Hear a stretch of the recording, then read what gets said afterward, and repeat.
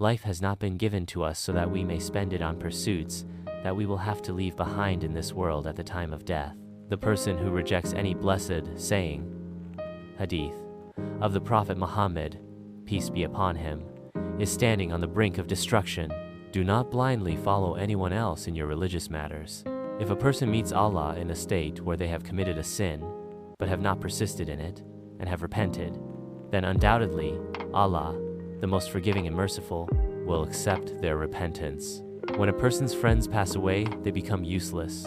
How good is the person whom Allah has not given fame? Contentment lies in entrusting all your affairs to Allah. Knowledge is not the name of narrating extensively. Rather, knowledge is that which benefits the scholar and which they act upon. When someone buys a slave girl and later finds out that she is defective, they have the right to return her. Knowledge is a beautiful adornment and a companion that is always with you. Do not abandon it either. There are 3 entities such that if you honor them, they will humiliate you. And if you disrespect them, they will honor you. A woman, a servant, and a horse.